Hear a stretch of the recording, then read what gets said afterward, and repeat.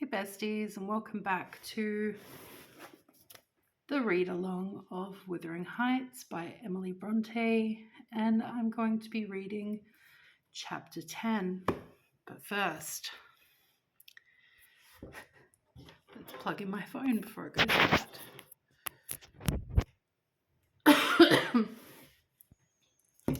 And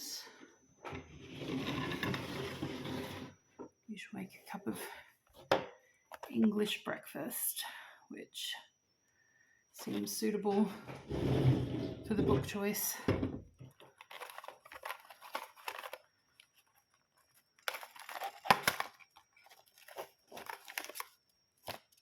Oh, aren't these lovely?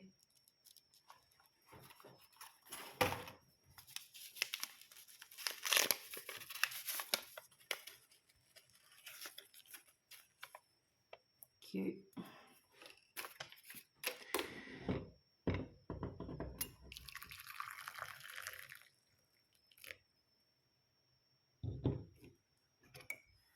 Set that aside. So yes, we're up to chapter 10, and hopefully this isn't the first video you found, because chapter 10 is pretty deep into it. But if you want to follow along for this chapter, that's fine. It's quite a long chapter, so grab yourself a cup of tea. Pardon me. Chapter 10. A charming introduction to a hermit's life. 4 weeks' torture, tossing and sickness. Oh, these bleak winds and bitter northern skies and impassable roads, and dilatory country surgeons, and oh, the dearth of the human physiognomy, and worse than all, the terrible intimation of Kenneth and I need not expect to be out of doors till spring. Do excuse me, I haven't done a reading for a little while and I'm a little bit tongue-tied. Or maybe it's anxiety, I don't know. Mr. Heathcliff has just honoured me with a call. About 7 days ago he sent me a brace of grouse, the last of the season. Scoundrel! He is not altogether guiltless in this illness of mine, and that I had a great mind to tell him, but alas, how could I offend a man who was charitable enough to sit at my bedside a good hour and talk on some other subject than pills and draughts, blisters and leeches? This is quite an easy interval. I am too weak to read, yet I feel as if I could enjoy something interesting. Why not have up Mrs. Dean to finish her tale? I can recollect its chief incidents as far as she had gone. Yes, I remember her hero had run off and never had been heard of for these 3 years, and the heroine was married. Old Ring, she'll be delighted to find me capable of talking cheerfully. Mrs. Dean came.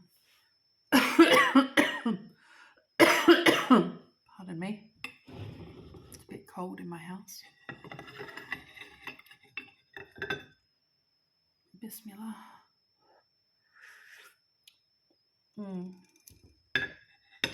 Lovely. It wants 20 minutes, sir, to taking the medicine, she commenced. Away with it, I replied. I desire to have. The doctor says you must drop the powders. With all my heart, don't interrupt me. Come and take your seat here. Keep your fingers from that bitter phalanx of vials. Draw your knitting out of your pocket. That will do. Now continue the history of Mr. Heathcliff. From where you left off to the present day, did he finish his education on the continent and come back a gentleman? Or did he get a sizar's place at college? Or escape to America and earn honours by drawing blood from his foster country? Or make a fortune more promptly on the English highways? He may have done a little in all these vocations, Mr. Lockwood, but I couldn't give my word for any. I stated before that I didn't know how he gained his money, neither am I aware of the means he took to raise his mind from the savage ignorance into which it was sunk, but, with your leave, I'll proceed in my own fashion, if you think it will amuse and not weary you. Are you feeling better this morning? Much, that's good news. I got Miss Catherine and myself to Thrushcross Grange, and to my agreeable disappointment she behaved infinitely better than I dared to expect. She seemed almost over fond of Mr. Linton, and even to his sister she showed plenty of affection. They were both very attentive to her comfort, certainly. It was not the thorn bending to the honeysuckles, but the honeysuckles embracing the thorn. There were no mutual concessions, one stood erect and the others yielded, and who can be ill-natured and bad-tempered when they encounter neither opposition nor indifference? I observed that Mr. Edgar had a deep-rooted fear of ruffling her humour. He concealed it from her, but if ever he heard me answer sharply, or saw any other servant grow cloudy at some imperious orders of hers, he would show his trouble by a frown of his displeasure that never darkened on his own account. He many a time spoke sternly to me about my pertness, and averred that the stab of a knife could not afflict a worse pang than he suffered at seeing his lady vexed. Not to grieve a kind master, I learned to be less touchy, and for the space of half a year the gunpowder lay as harmless as sand, because no fire came near to explode it. Catherine had seasons of gloom and silence now and then. They were respected with sympathizing silence by her husband, who ascribed to them an alteration in her constitution, produced by her perilous illness, as she was never subject to depression of spirits before. The return of sunshine was welcomed by answering sunshine from him. I believe I may assert that they were really in possession of deep and growing happiness. It ended, well, we must be for ourselves in the long run. The mild and generous are only more justly selfish than the domineering. And it ended when circumstances called each to feel that the one's interest was not the chief consideration in the other's thoughts. On a mellow evening on September, I was coming from the garden with a heavy basket of apples, which I had been gathering. It had got dusk, and the moon looked over the high wall of the court, causing undefined shadows to lurk in the corners of the numerous projecting portions of the building. I set my burden on the house steps by the kitchen door, and lingered to rest, and draw in a few more breaths of the soft, sweet air. My eyes were on the moon, and my back to the entrance, when I heard a voice behind me say, "Nellie, is that you?" It was a deep voice, and foreign in tone, yet there was something in the manner of pronouncing my name which made it sound familiar. I turned about to discover who spoke, fearfully, for the doors were shut, and I had seen nobody on approaching the steps. Something stirred in the porch, and moving nearer I distinguished a tall man dressed in dark clothes, with dark face and hair. He leant against the side, and held the fingers on the latch, as if intending to open for himself. Who can it be, I thought? Mr. Earnshaw? Oh no, the voice has no resemblance to his. I have waited here an hour, he resumed, while I continued staring, and the whole of the time all around has been as still as death. I dared not enter. You do not know me? Look, I'm not a stranger. A ray fell on his features. The cheeks were sallow and half covered with black whiskers, the brows lowering, the eyes deep set and singular. I remembered the eyes. "What?" I cried, uncertain whether to regard him as a worldly visitor, and I raised my hands in amazement. "What? You come back? Is it really you, is it?" "Yes, Heathcliff," he replied, glancing from up to the windows, which reflected a score of glittering moons, but showed no light from within. "Are they at home? Where is she? Nellie, you are not glad? You needn't be so disturbed. Is she here? Speak. I want to have one word with her. Your mistress, go, and say some person from Gimmerton desires to see her." "How will she take it?" I exclaimed. "What will she do?" "The surprise bewilders me. It will put her out of her head. And you are Heathcliff, but altered, nay, there's no comprehending it. You have been for a soldier?" "Go and carry my message," he interrupted impatiently. "I'm in hell till you do." He lifted the latch and I entered, but when I got to the parlour where Mr. and Mrs. Linton were, I could not persuade myself to proceed. At length, I resolved on making an excuse to ask if they would have the candles lighted, and I opened the door. They sat together in a window whose lattice lay back against the wall, and displayed beyond the garden trees and the wild green park the valley of Gimmerton, with a long line of mist winding nearly to its top, for very soon after you pass the chapel, as you may have noticed, the sow that runs from the marshes joins a beck, which follows the bend of the glen. Wuthering Heights rose above the silvery vapour, but our old house was invisible. It rather dips down on the other side. Both the room and its occupants, and the scene they gazed on, looked wondrously peaceful. I shrank reluctantly from performing my errand, and was actually going away, leaving it unsaid after having put my question about the candles, when a sense of my folly compelled me to return and mutter, "A person from Gimmerton wishes to see you, ma'am." "What does he want?" asked Mrs. Linton. I did not question him, I answered. "We'll close the curtains, Nellie," she said, "and bring up tea. I'll be back again directly." She quitted the apartment. Mr. Edgar inquired carelessly who it was. "Someone the mistress does not expect," I replied. "That Heathcliff, you recollect him, sir, who used to live at Mr. Earnshaw's." "What? The gypsy, the ploughboy?" he cried. "What did you not say so to Catherine?" "Hush, you must not call him by those names, master," I said. "She'd be sadly aggrieved to hear you. She was nearly heartbroken when he ran off. I guess his return will make a jubilee to her." Mr. Linton walked to a window on the other side of the room that overlooked the court. He unfastened it and leaned out. I suppose they were below, for he exclaimed quickly, "Don't stand there, love. Bring the person in, if it be any one particular." Ere long I heard the click of the latch, and Catherine flew upstairs, breathless and wild, too excited to show gladness. Indeed, by her face you would rather have surmised an awful calamity. "Oh, Edgar, Edgar," she panted, flinging her arms round his neck. "Oh, Edgar, darling, Heathcliff's come back. He is." And she tightened her embrace to a squeeze. "Well, well," cried her husband crossly, "don't strangle me for that. He never struck me as such a marvellous treasure. There is no need to be frantic." "I know you didn't like him," she answered, repressing a little of the intensity of her delight. "Yet for my sake you must be friends now. Shall I tell him to come up?" "Here," he said, "into the parlour." "Where else?" she asked. He looked vexed and suggested the kitchen as a more suitable place for him. Mrs. Linton eyed him with a droll expression, half angry, half laughing at his fastidiousness. "No," she added after a while, "I cannot sit in the kitchen. Set 2 tables here, Ellen. One for your master and Miss Isabella, being gentry, the other for Heathcliff and myself, being of the lower orders.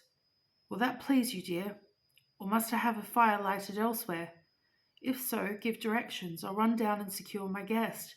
I'm afraid the joy is too great to be real." She was about to dart off again when Edgar arrested her. "You bid him step up," he said, addressing me. "And Catherine, try to be glad without being absurd. The whole household need not witness the sight of you welcoming a runaway servant as a brother."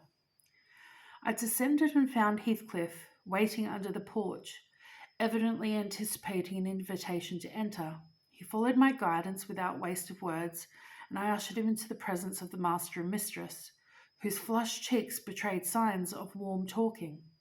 But the ladies glowed with another feeling when her friend appeared at the door. She sprang forward, took both his hands and led him to Linton, and then she seized Linton's reluctant fingers and crushed them into his. Now fully revealed by the fire and candlelight, I was amazed more than ever to behold the transformation of Heathcliff.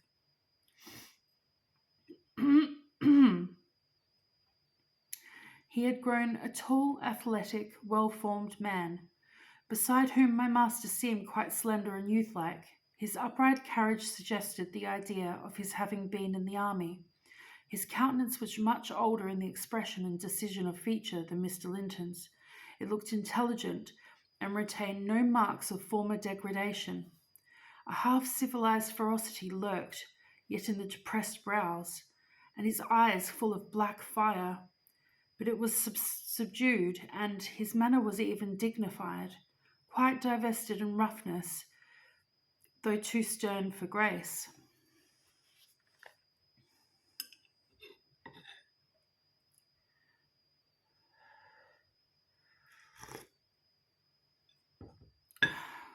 My master's surprise equalled or exceeded mine. He remained for a minute at a loss how to address the ploughboy, and he had called him. Heathcliff dropped his slight hand and stood looking at him coolly till he chose to speak. "Sit down, sir," he said at length. "Mrs. Linton, recalling old times, would give you a cordial reception, and of course I'm gratified when anything occurs to please her." "And I also," answered Heathcliff, "especially if it be anything in which I have a part. I shall stay an hour or two willingly." He took a seat opposite Catherine, who kept her gaze fixed on him, as if she feared he would vanish, were she to remove it. He did not raise his to her. Often a quick glance now and then sufficed, but it flashed back each time more confidently, the undisguised delight he drank from hers. They were too much absorbed in their mutual joy to suffer embarrassment. Not so Mr. Edgar. He grew pale with pure annoyance, a feeling that reached its climax when his lady rose and, stepping across the rug, seized Heathcliff's hands again and laughed like one beside herself. "I shall think it a dream tomorrow," she cried. "I shall not be able to believe that I have seen and touched and spoken to you once more, and yet, cruel Heathcliff, you don't deserve this welcome. To be absent and silent for 3 years and never to think of me. Little more than you have thought of me," he murmured. "I heard of your marriage, Cathy, not long since, and while waiting in the yard below, I meditated this plan, just to have one glimpse of your face, a stare of surprise perhaps, and pretended pleasure afterwards, settle my score with Hindley, and then prevent the law by doing execution on myself. Your welcome has put these ideas out of my mind, but beware of meeting me with another aspect next time. Nay, you'll not drive me off again. You were really sorry for me, were you? Well, there was cause. I've fought through a bitter life since I last heard your voice, and you must forgive me, for I struggled only for you." "Catherine, unless we are to have cold tea, please to come to the table," interrupted Linton, striving to preserve his ordinary tone and a due measure of politeness. "Mr. Heathcliff will have a long walk wherever he may lodge tonight, and I'm thirsty." She took her post before the urn, and Miss Isabella came, summoned by the bell. Then, having handed their chairs forward, I left the room. The meal hardly endured 10 minutes. Catherine's cup was never filled. She could neither eat nor drink. Edgar had made a slop in his saucer and scarcely swallowed a mouthful. The guest did not protract his stay that evening above an hour longer. I asked as he departed if he went to Gimmerton. "No, to Wuthering Heights," he answered. "Mr. Earnshaw invited me when I called this morning." "Mr. Earnshaw invited him, and he called on Mr. Earnshaw." I pondered this sentence painfully, as if he was gone. "Is he turning out a bit of a hypocrite and coming into the country to work mischief under a cloak?" I mused. I had presentiment in the bottom of my heart that he had better have remained away. Above the middle of the night, I was awakened from my first nap by Mrs. Linton gliding into my chamber, taking a seat on my bedside, and pulling me by the hair to rouse me. "I cannot rest, Ellen," she said by way of apology, "and I want some living creature to keep me company in my happiness. Edgar is sulky because I'm glad of a thing that does not interest him. He refuses to open his mouth, except to utter pettish, silly speeches. And he affirmed, and I was cruel and selfish wishing to talk when he was so sick and sleepy. He always contrives to be sick at the least cross. I gave a few sentences of commendations to Heathcliff, and he, either for a headache or a pang of envy, began to cry, so I got up and left him. "What use is it praising Heathcliff to him?" I answered. "As lads they had an aversion to each other, and Heathcliff would hate just as much to hear him praised. It's human nature. Let Mr. Linton alone about him, unless you would like an open quarrel between them. But does it not show great weakness? Pursued she. I'm not envious. I never feel hurt in the brightness of Isabella's yellow hair and her whiteness of her skin, at her dainty elegance and the fondness of the family exhibit for her. Even you, Nelly, if we have a dispute sometimes, you back Isabella at once, and I yield like a foolish mother. I call her a darling and flatter her into a good temper. It pleases her brother to see us cordial, and that pleases me. But they are very much alike. They are spoiled children, and fancy the world was made for their accommodation. And though I humour both, I think a smart chastisement might improve them all the same. You're mistaken, Mrs. Linton, said I. They humour you. I know what there would be to do if they did not. You can well afford to indulge their passing whims, as long as their business is to anticipate all your desires. You may, however, fall out at last over something of equal consequence to both sides, and then those you term weak are very capable of being as obstinate as you. And then we shall fight to the death, shan't we, Nelly? She returned, laughing.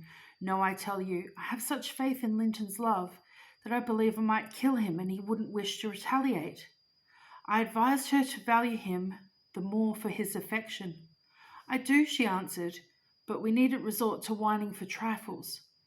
Is it childish, and instead of melting into tears because I said that Heathcliff was now worthy of anyone's regard, and it would honour the first gentleman in the country to be his friend, he ought to have said it for me, and be delighted from sympathy.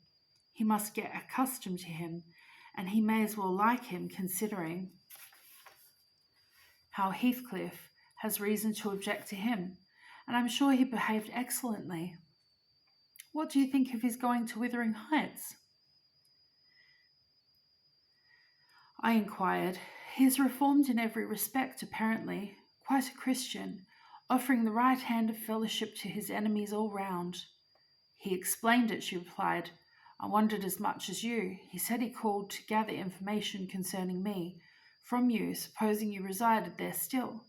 And Joseph told Hindley, who came out and fell to questioning him of what he had been doing and how he had been living, and finally desired him to walk in.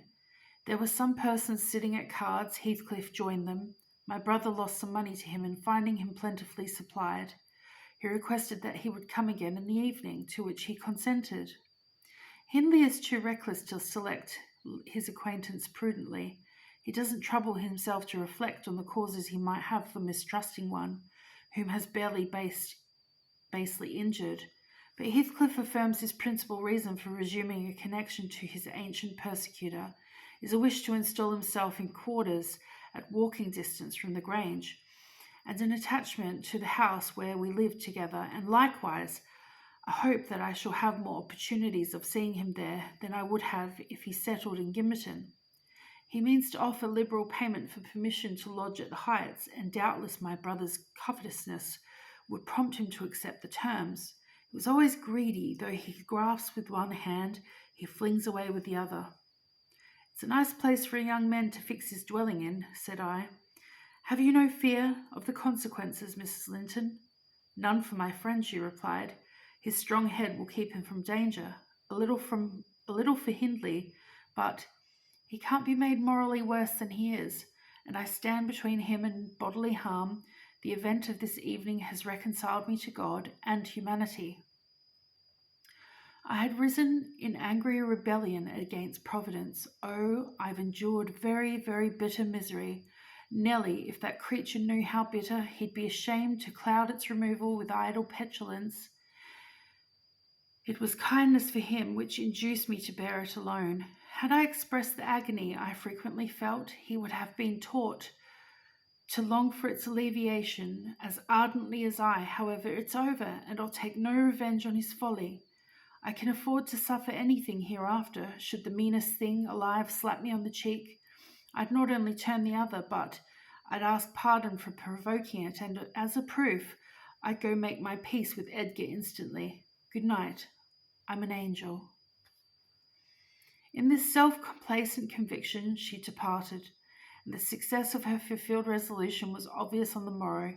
Mr. Linton had not only abjured his peevishness, though his spirit seemed still subdued by Catherine's exuberance of vivacity, but he ventured no objection to her taking Isabella with her to Wuthering Heights in the afternoon, and she rewarded him with such a summer of sweetness and affection in return as made the house a paradise for several days, both master and servants profiting from the perpetual sunshine. Mr. Heathcliff, I should say in future, used the liberty of visiting at Thrushcross Grange cautiously. At first he seemed estimating how far its owner would bear his intrusion. Catherine also deemed it judicious to moderate her expression of pleasure in receiving him, and he gradually established his right to be expected. He retained a great deal of the reserve for which his boyhood was remarkable, and he served to repress all startling demonstrations of feeling. My master's uneasiness experienced a lull, and further circumstances diverted it into another channel for a space. His new source of trouble sprang from the not anticipated misfortune of Isabella Linton, evincing a sudden and irresistible attraction towards the tolerated guest. She was at that time a charming young lady of 18, infantile in manners, though possessed of keen wit, keen feelings, and a keen temper too, if irritated. Her brother, who loved her tenderly, was appalled at this fantastic preference, leaving aside the degradation of an alliance with a nameless man and the possible fact that his property, in default of heirs male, might pass into such one's powers. He had sense to comprehend Heathcliff's disposition, to know that, though his exterior was altered, his mind was unchangeable and unchanged, and he dreaded that mind. It revolted him. He shrank forebodingly from the idea of committing Isabella to its keeping. He would have recoiled still more had he been aware that her attachment rose unsolicited and was bestowed where it awakened no reciprocation of sentiment. The minute he discovered its existence, he laid the blame on Heathcliff's deliberate designing. We had all remarked during some time that Miss Linton fretted and pined over something. She grew cross and wearisome, snapping at teasing Catherine continually. At the imminent risk of exhausting her limited patience, we excused her to a certain extent on the plea of ill health. She was dwindling and fading before our eyes. But one day she had been particularly wayward, rejecting her breakfast, complaining that the servants did not do what she told them, that the mistress would allow her to be nothing in the house, and Edgar neglected her, that she had caught a cold with the doors being left open, and we let the parlour fire go out on purpose to vex her. With 100 yet more frivolous accusations, Mrs. Linton peremptorily insisted that she should go to bed, and having scolded her heartily, threatened to send her for the doctor. Mention of Kenneth caused her to exclaim instantly that her health was perfect, and it was only Catherine's harshness which made her unhappy. "How can you say that I'm harsh, you naughty fondling?"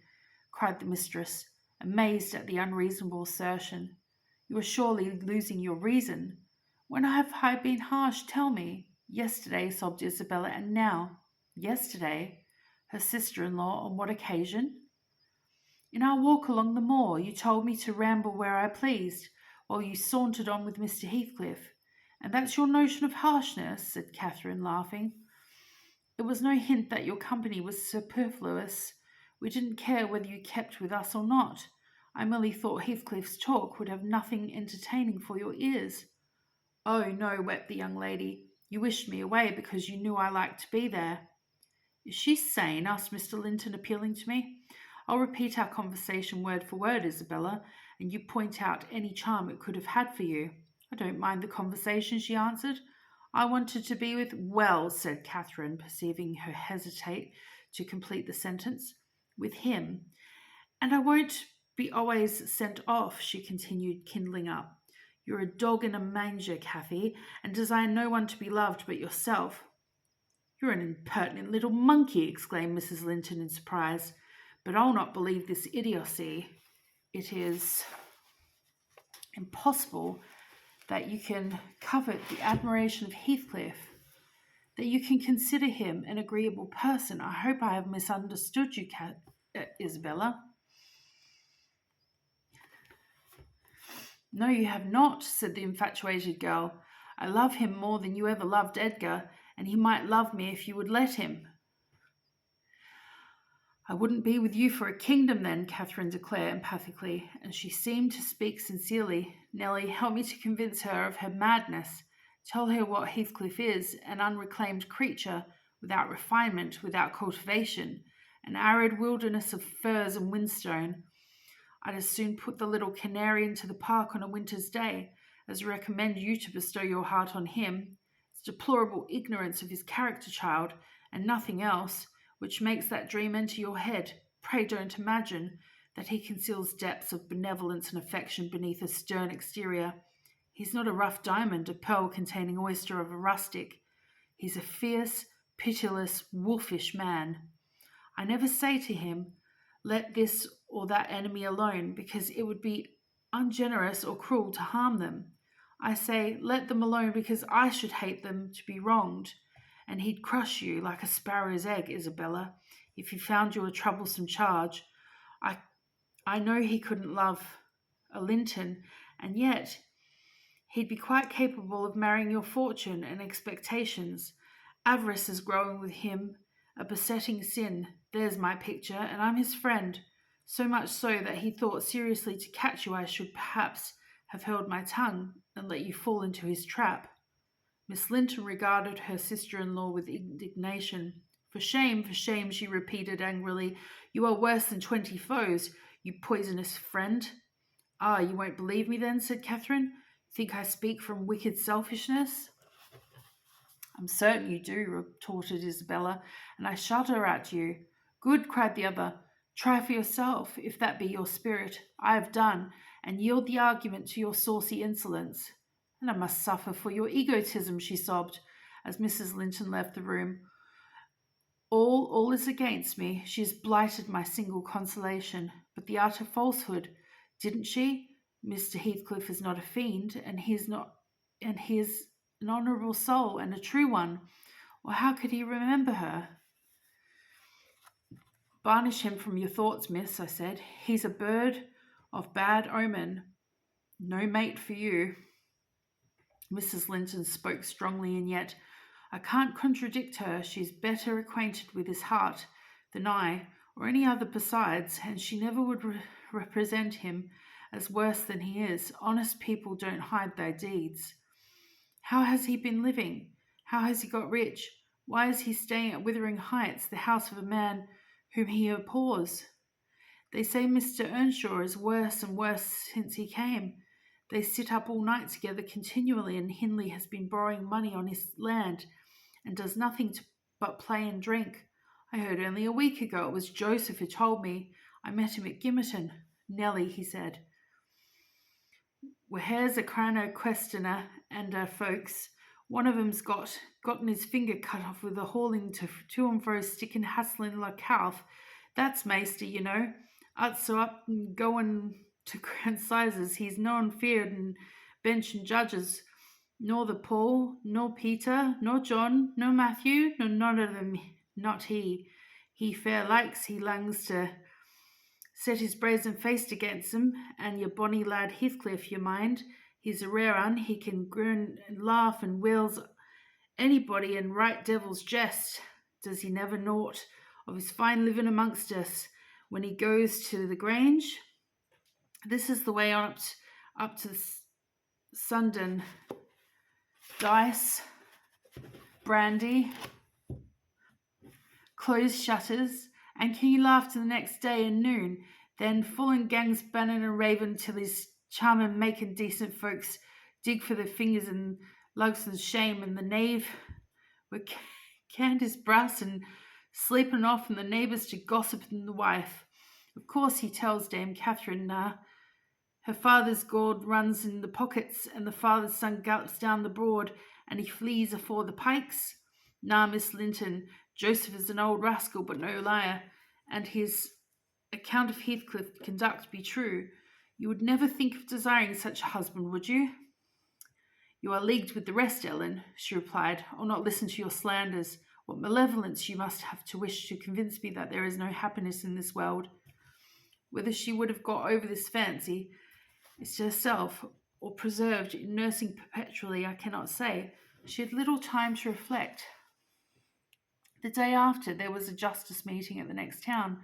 My master was obliged to attend, and Mr. Heathcliff, aware of the absence, called rather earlier than usual. Catherine and Isabella were sitting in the library on hostile terms but silent, the latter alarmed at her recent indiscretion and the disclosure she had made on the secret feelings in the transient fit of passion, the former, on mature consideration, really offended with her companion, and if she laughed again at her pertness, inclined to make it no laughing matter to her.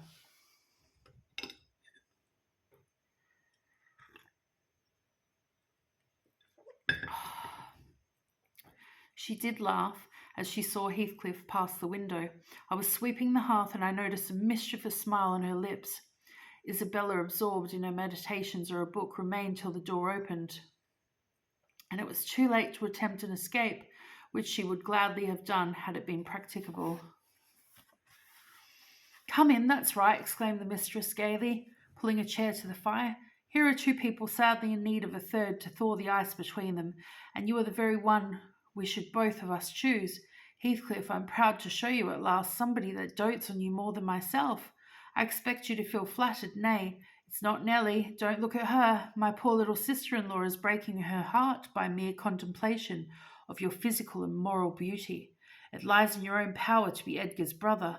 No, no, Isabella, you shan't run off, she continued, arresting with feigned playfulness the confounded girl who had risen indignantly. We were quarrelling like cats about you, Heathcliff, and I was fairly beaten in protestation of devotions and admirations, and moreover, I was informed that if I would but have the manners to stand aside, my rival, as she will have herself to be, would shoot a shaft into your soul that would fix you forever, and send my image into eternal oblivion. Catherine, said Isabella, calling up her dignity, and disdaining to struggle from the tight grasp that held her, I thank you to adhere to the truth and not slander me even in joke, Mr. Heathcliff. Be kind enough to bid this friend of yours release me. She forgets that you and I are not intimate acquaintances, and what amuses her is painful to me beyond expression. As the guest answered nothing but took his seat and looked thoroughly indifferent what sentiments she cherished concerning him, she turned and whispered an earnest appeal for liberty to her tormentor. By no means, cried Mrs. Linton in answer. I won't be named a dog in the manger again. You shall stay now then. Heathcliff, why don't you evince satisfaction at my pleasant news? Isabella swears that the love Edgar has for me is nothing to that she entertains for you. I'm sure she made some speech of the kind, did she not, Ellen? And she has fasted ever since the day before yesterday's walk from sorrow and rage that I dispatched her out of your society under the idea of its being unacceptable. I think you belie her, said Heathcliff, twisting his chair to face them. She wishes to be out of my society now, at any rate. And he stared hard at the object of discourse, as one might do at a strange repulsive animal, a centipede from the Indies, for instance, which curiosity leads one to examine in spite of the aversion it raises.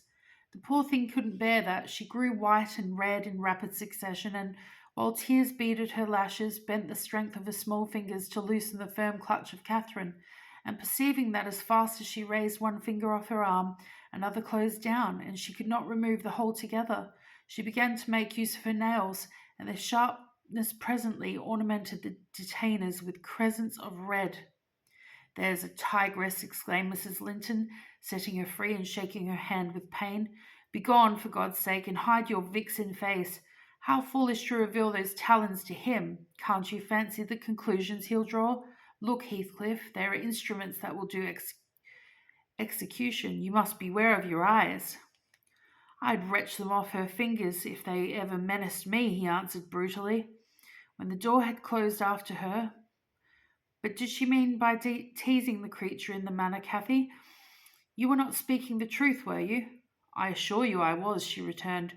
She's been pining for your sake several weeks and raving about you this morning and pouring forth a deluge of abuse because I represented your failings in plain light for the purpose of mitigating her adoration. But don't notice it further. I wish to punish her sauciness, that's all. I like her too well, my dear Heathcliff, to let you absolutely seize and devour her up. And I like her too ill to attempt it, said he, except in a very ghoulish fashion. You'd hear of odd things if I lived alone with that mawkish waxen face. The most ordinary would be painting on its white the colours of the rainbow, and turning the blue eyes black every day or two. They detestably resemble Linton's. Delectably, observed Catherine. They are dove's eyes, angels. She's her brother's heir, is she not? He asked after a brief silence. I should be sorry to think so, returned his companion. Half a dozen nephews shall raise her title. Please heaven, abstract your mind from the subject at present. You are too prone to covet your neighbour's goods. Remember, this neighbour's goods are mine. If they were mine, they would be none the less that, said Heathcliff. But though Isabella Linton may be silly, she is scarcely mad, and in short we dismiss the matter as you advise. From their tongues they did dismiss it, and Catherine probably from her thoughts. The other, I felt certain, recalled it often in the course of the evening. I saw him smile to himself, grin rather, and lapse into ominous musings, whether Mrs. Linton had occasion to be absent from the apartment. I determined to watch his movements. My heart invariably cleaved to the master's, in preference to Catherine's side, with reason, I imagined, for he was kind and trustful and honourable, and she could not be called to opposite yet, and seemed to allow herself such wide latitude that I had little faith in her principles, and still less sympathy for her feelings. I wanted something to happen which might have the effect of freeing both Wuthering Heights and the Grange of Mr. Heathcliff, quietly leaving us as we had been prior to his advent. His visits were a continual nightmare to me, and I suspected to my master also. His abode as the Heights was an oppression past explaining. I felt that God had forsaken the stray sheep, there to its own wicked wanderings, and an evil beast prowled between it and the fold, waiting his time to spring and destroy. Next will be chapter 11.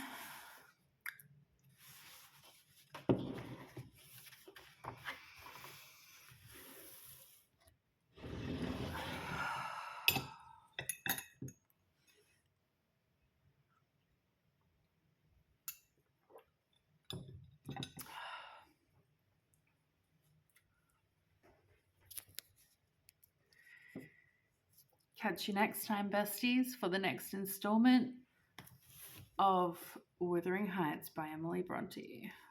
Bye, besties. Have a great day.